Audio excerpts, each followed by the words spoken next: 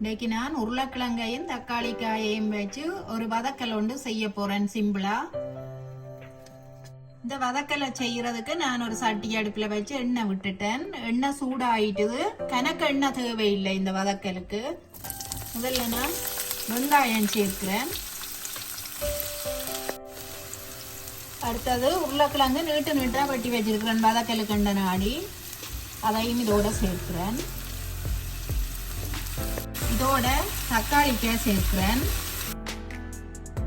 வதக்கலுக்கு நான் 4-5 பச்சை மிளகாயும் 4-5 பல் உள்ளியும் கருவேப்பமிலையும் கொஞ்சம் சேர்க்கிறேன். இந்த உருளைக்கிழங்கு தக்காளிக்காய் அவியறதுக்கு அளவான தண்ணியை நான் இப்ப விட போறேன்.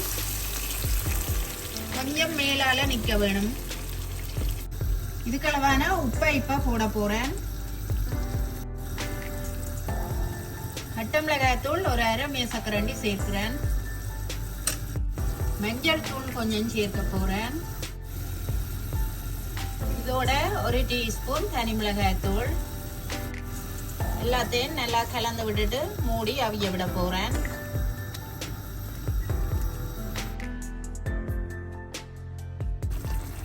ஒரு 2-3 நிமிஷத்தால திறந்து ஒருக்கா மெல்லிசா கிண்டி விட வேணும். இந்த உருளைக்கிழங்கு நல்லா அவிஞ்சா அப்புறம் நாங்கள் கரண்டியை வச்சோம்னா கரைஞ்சிடும் உருளைக்கிழங்கு. நல்லா அவிய வேணும், மூடி விடுவாம். தண்ணி நல்லா வத்தி கொண்டு வந்துட்டுது. நான் இதோட பழப்புளி கொஞ்சம் கரைச்சி வச்சிருக்கிறேன், அதை சேர்க்கிறேன்.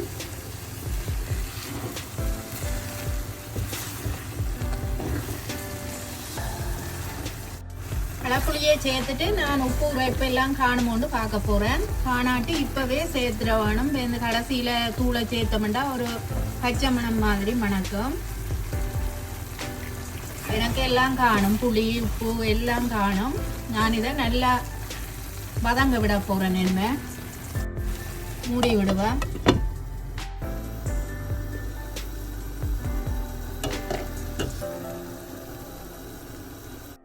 இப்போ வதக்கல் தண்ணி எல்லாம் பற்றி ரெடி ஆயிட்டுது. நான் இதை ரக்க போறேன். நான் அன்றைக்கு உருளைக்கிழங்கையும் தக்காளி காயையும் வச்சு சிம்பிளா ஒரு வதக்கல் செய்து எடுத்துட்டேன். இது புட்டோட சாப்பிட நல்லா இருக்கும், சோறோடையும் சாப்பிடலாம். இந்த ரெசிபி உங்களுக்கு பிடிச்சிருந்தா எங்களோட சேனலுக்கு ஆதரவு தாங்கோ. நன்றி.